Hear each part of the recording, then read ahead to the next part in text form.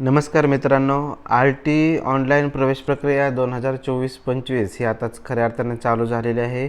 याच्या संदर्भातील एक अतिशय महत्त्वाचा व्हिडिओ आपण या व्हिडिओच्या माध्यमातून माहिती पाहणार आहोत. प्रत्येक पालकाने बघावा असा हा व्हिडिओ आहे, कारण A to Z प्रश्नांची उत्तरे हे आपण या व्हिडिओमधून पाहणार आहोत.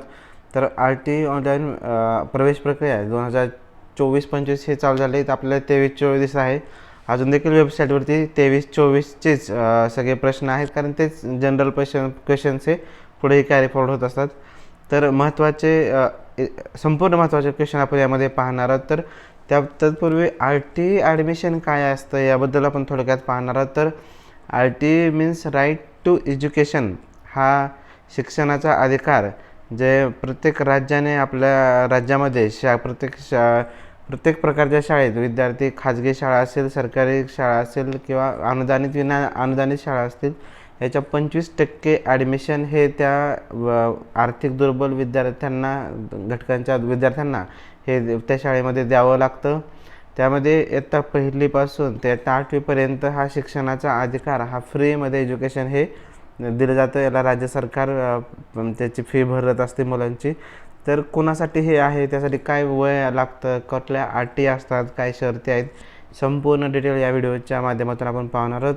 तर व्हिडिओ शेवटपर्यंत नक्की बघा. हा 100% माहितीसाठी तुम्हाला उपयोगी पडणारा व्हिडिओ असेल. आणि चॅनलवरती पहिल्यांदा चाल असेल तर चॅनलला सबस्क्राईब करायला विसरू नका. चला तर पाहूयात. आर-टी 25% प्रवेश पात्र सर्व बालकांना जन्मतारखेचा पुरावा, रहिवासी पुरावा आणि आधार कार्ड अनिवार्य आहे. सर्वात महत्त्वाचे म्हणजे जन्मतारखेचा पुरावा, रहिवासी दाखला आणि आधार कार्ड हे अनिवार्य असणारे. तर आर-टी 25% ऑनलाईन प्रवेशाकरता लागणारी सर्व कागदपत्रे ही पालकांनी ऑनलाईन प्रवेश अर्ज करण्याच्या अंतिम तारखेपूर्वीची असावीत. फॉर्म भरण्याच्या अगोदरची सगळी डॉक्युमेंट असणं गरजेचं आहे. फॉर्म भरल्यानंतर कुठलंही डॉक्युमेंट लेटेस्ट असणारं चालणार नाही. त्यानंतर पहिला प्रश्न आहे की 25% ऑनलाईन प्रवेशासाठी कोणती बालके पात्र आहेत. सर्वात महत्त्वाचं आहे, आर्थिक दुर्बल घटकातून ज्या विद्यार्थ्यांचे एकत्रित वार्षिक उत्पन्न ₹1,00,000पर्यंत आहे अशा पालकांची बालके वंचित गटाअंतर्गत अनुसूचित जाती, अनुसूचित जमाती आणि सर्व जाती धर्मातील विकलांग बालके यासाठी पात्र असतील. वंचित गटामध्ये आणि दुर्बल गटामध्ये कोणत्या बालकांचा समावेश होतो. तर वंचित गटामध्ये अनुसूचित जाती, अनुसूचित जमाती, दिव्यांग बाल, काव्यांव्यतिरिक्त विजा, भटक्या जमाती क गट, ब, ड, इतर मागासवर्ग, OBC, SBC, HIV बाधित, HIV प्रभावित बालके हे वंचित गटामध्ये सामील होत असतात. तर दुर्बल गटामध्ये ज्या बालकांचे पालन पोषण करणाऱ्या व्यक्तीचे उत्पन्न 1,00,000च्या आत अशा बालकांचा समावेश आहे. SCBC प्रवर्गाच्या बालकांना आर्थिक दुर्बल 1,00,000पेक्षा कमी उत्पन्न असलेल्या गटामध्ये प्रवेश अर्ज भरता येईल. कोणत्या प्रकारच्या शाळा प्रवेशासाठी पात्र आहेत. माध्यम व बोर्ड. अतिशय महत्त्वाचा प्रश्न आहे, कारण गव्हर्नमेंटने यावर्षी प्रायव्हेट शाळांमध्ये ज्या रेडियसमध्ये 3 किलोमीटरच्या रेडियसमध्ये जर गव्हर्नमेंटची शाळा असेल तर ती प्रायव्हेट स्कूल हे स्किप करण्याचे ठरवले आहे. आता किती त्याच्यावर अंमलबजावणी होते आपण बघण्यासारखं आहे. अतिशय महत्त्वाचा प्रश्न की कोणत्या प्रकारच्या शाळा यामध्ये पात्र आहेत.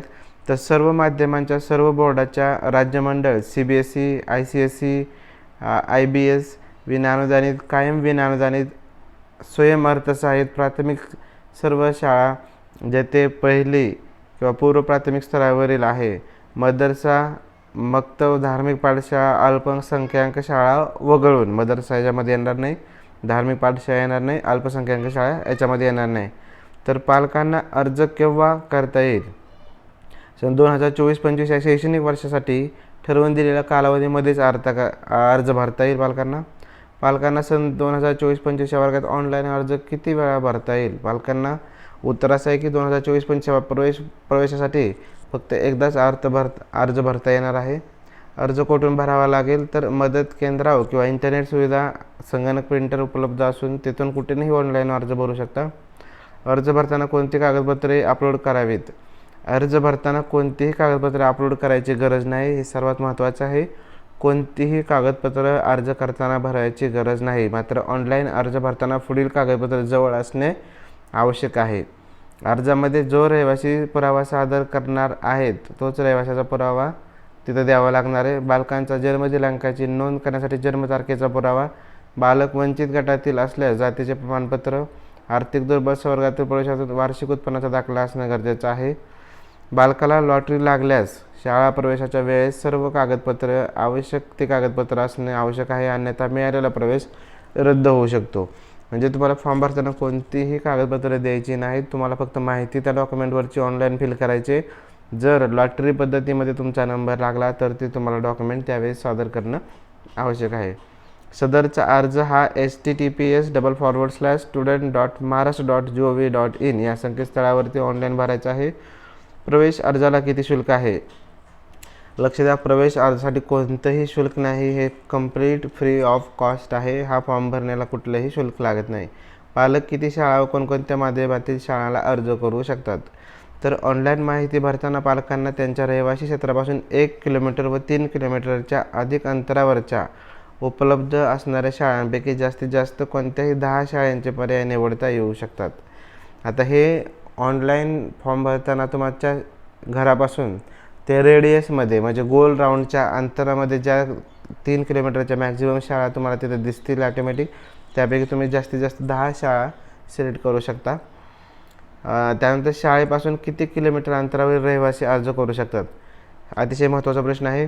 पालकांना पाल्याच्या निवासस्थानापासून 1 किलोमीटर ते 3 किलोमीटर अथवा अधिक अंतरावरील सर्व शाळांचा समावेश करता येईल. मात्र शाळेपासून 1 किलोमीटर अंतरावरील अर्जदाराने नियमाने प्राधान्य दिले जाईल. जो सगळ्यात कमी अंतरावर शाळेचा असेल त्याला प्राधान्य हे आम्हाला लॉटरीमध्ये दिलं जातं.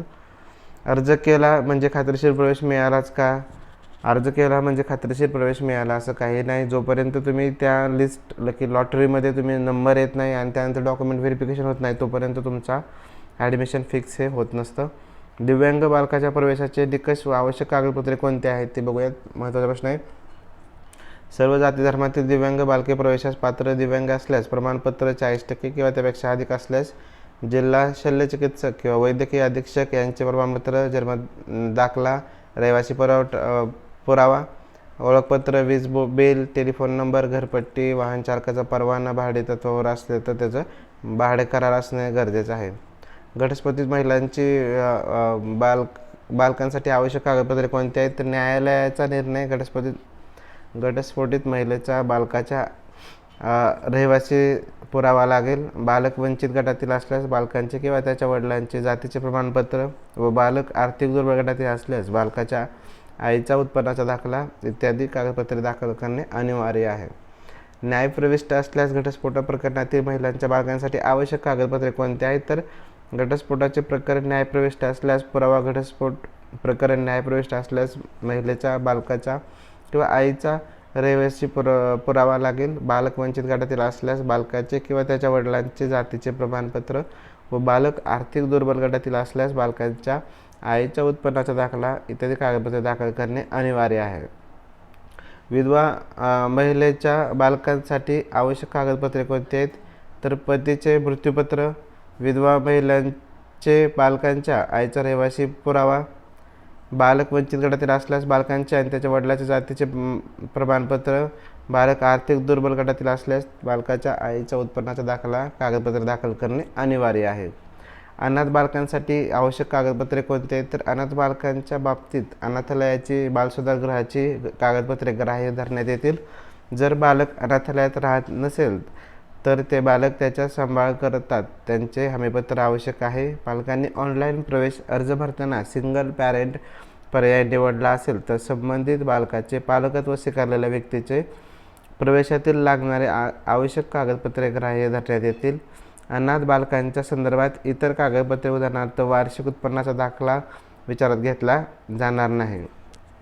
खुला प्रवर्ग अल्पसंख्याक यांना प्रवेशासाठी कोणकोणती कागदपत्रे आवश्यक आहेत? तर जन्मतारखेचा पुरावा, रहिवासी पुरावा, वार्षिक उत्पन्न 1 लाखापेक्षा कमी असलेला उत्पन्नाचा दाखला. उत्पन्नाचा दाखला आणि जातीचा दाखला कोणत्या ठिकाणचा पाहिजे आपण बघितलं तर उत्पन्नाचा आणि जातीचा दाखला परराज्यातील ग्राह्य धरण्यात येणार नाही. ज्या ठिकाणी वास्तव्य आहे त्याच ठिकाणचा ते असणं गरजेचं आहे. जन्मतारखेचा पुरावा प्रमाणपत्र कोणते पाहिजे तर ग्रामपंचायत, मनपा, नगरपालिका यांचा दाखला, रुग्णालयातील ANM रजिस्टरमधील दाखला, अंगणवाडी बालवाडीतील रजिस्टरमधील दाखला, आईवडील अथवा पालकांनी प्रतिज्ञापत्राद्वारे केलेले स्वयंनिवेदन ग्राह्य धरण्यात येईल. जातविषयक कोणता पुरावा ग्राह्य धरण्यात येईल तर तहसीलदार, उपजिल्हाधिकारी, उपविभागीय महसूल अधिकारी यांनी निर्गमित केलेला पालकांचा, वडिलांचा, बालकाचा जातीचा दाखला, परराज्यातील जातीचा दाखला प्रवेश प्रक्रियेकरता ग्राह्य धरला जाणार नाही. RTE 25% ऑनलाईन प्रवेशाकरता उत्पन्न दाखला कोणत्या वर्षाचा हवा आहे. लक्षात घ्या की महत्त्वाचं आहे, हे अतिशय महत्त्वाचं आहे. पालकांचा आर्थिक आता 2024-25साठी हवा असेल तर तुम्हाला 2021-22 आणि 22-23 या वर्षाचाच 1 लाखापेक्षा कमी असलेला उत्पन्नाचा दाखला हे दिला असणं गरजेचं आहे, जो की तो तहसीलदाराचा असणं गरजेचं आहे. कोणत्या अधिकाऱ्याने दिलेला उत्पन्न दाखला ग्राह्य धरण्यात येईल.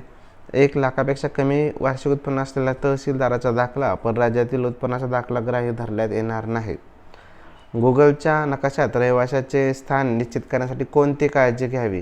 पालकांनी अर्ज भरताना शाळेपासून ते घरापर्यंतचे हवाई अंतर हे गुगल मॅपने निश्चित करायचे आहे.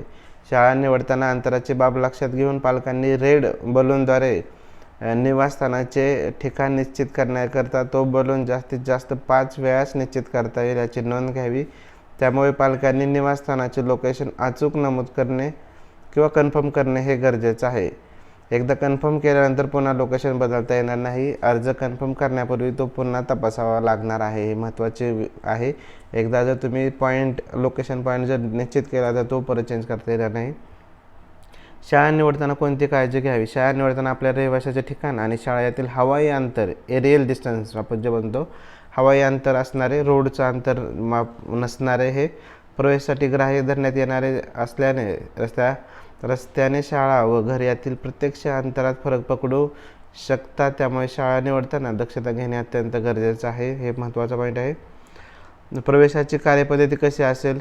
प्रवेश क्षमता जास्तीत जास्त अर्ज प्राप्त झाल्यास सोडत लॉटरी काढून प्रवेश निश्चित हे केले जातात. लॉटरी पद्धतीने हे सर्व निश्चित केलेले जात असतं. त्यानंतर आपण ऑनलाईन अर्ज भरल्यानंतर अर्जाबाबतची पुढील कार्यवाही पालकांनी कशी करणार हे आपण पाहूयात. याबाबत पालकांनी अर्जात नमूद केलेला मोबाईल नंबर क्रमांकावरती SMS द्वारे सूचित केले जाईल. त्यामुळे अर्जात दिलेला मोबाईल क्रमांक अर्जदारांशी प्रवेश प्रक्रिया पूर्ण होईपर्यंत ठेवणे गरजेचे आहे. परंतु पालकांना फक्त SMSवरती अवलंबून न राहता ॲप्लिकेशन वाईज डिटेल या वेबसाईटवरती जाऊन RTE.Maharashtra.gov.in वरती जाऊन तिथे देखील स्टेटस चेक करणं हे अनिवार्य असणार आहे. लॉटरीद्वारे प्रवेश मिळाल्याने अर्जदारास कसे कळेल.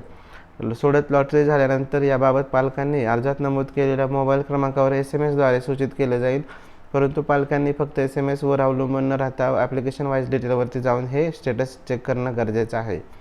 प्रवेशासाठी निवड झाल्यानंतर प्रवेश कसा घ्यावा. प्रवेशासाठी निवड झाली असा SMS आल्यानंतर RTE पोर्टलवरील ॲप्लिकेशन वाईज डिटेल या टॅबवरती क्लिक करून आपला अर्ज क्रमांक लिहून अर्जाची स्थिती पाहावी. लॉटरी लागली असेल तर अलॉटमेंट लेटरची प्रिंट काढावी आणि हमीपत्र टॅबवरती क्लिक करून हमीपत्राची देखील प्रिंट काढून त्याची पडताळणी समितीकडून पडताळणी करणं गरजेचं आहे. त्या ठिकाणी अलॉटमेंट हमीपत्राची प्रिंट आणि अलॉटमेंटवर दिलेल्या आवश्यक कागदपत्रे घेऊन जावे आणि आपला प्रवेश निश्चित झाल्याची प्रिंट पडताळणी समितीकडून घ्यावी. SMSमध्ये दिलेल्या तारखेला पालक प्रवेशाकरता आले नाहीत तर त्यांना पुन्हा 2 संधी देण्यात येतील. तरीही निवड झालेल्या पालकांनी विहित मुदतीत पडताळणी समितीकडे जाऊन प्रवेश निश्चित न केल्यास ती जागा रिक्त राहील आणि त्या जागेवर लॉटरी पद्धतीने दुसऱ्या मुलांना संधीही दिली जाईल. RTE 25% ऑनलाईन प्रवेश प्रक्रिया अंतर्गत प्रवेश मिळाला अथवा नाही हे कसे समजेल. प्रवेशासाठी निवड झालेली आहे असा SMS प्राप्त झाल्यानंतर पडताळणी समितीकडे जाऊन प्रवेशाकरता आवश्यक कागदपत्रे सबमिट केल्यावर त्यांना पडताळणी समितीकडून रिसीट पावतीही दिली जाईल आणि प्रवेश मिळाला अथवा नाही हे समजेल. RTE 25% अंतर्गत शाळेत प्रवेश मिळाल्यानंतर स्थलांतर, बदली अथवा अन्य कारणाने RTEमध्येच शाळा बदलून मिळेल का. तर 25% RTE प्रवेशामध्ये जर प्रवेश मिळाला असेल आणि एका शाळेत प्रवेश मिळाल्यानंतर कोणत्याही कारणास्तव शाळा बदलून ही दिली जाणार नाही तर त्याला कुठलाही RTEचा लाभ पुन्हा घेता येणार नाही. एकदा शाळा जर चेंज केली तर त्या RTEचा फायदा त्याचा जाईल. असेच काही असेच सर्व इम्पॉर्टंट क्वेश्चन आपण यामध्ये कवर करण्याचा प्रयत्न केलेला आहे. जर तुम्हाला कोणता प्रश्न असेल तर तुम्ही मला कमेंट करा, मी तुम्हाला 100% उत्तर देण्याचा प्रयत्न करेन. व्हिडिओ आवडला तर लाईक करा, चॅनलला सबस्क्राईब करा, कारण पूर्ण सर्व A to Z इन्फॉर्मेशन आपण RT ॲडमिशनची स्टार्ट टू इन या चॅनलच्या माध्यमातून अपडेट सर्वात अगोदर देण्याचा आपला प्रामाणिक प्रयत्न असणार आहे. धन्यवाद.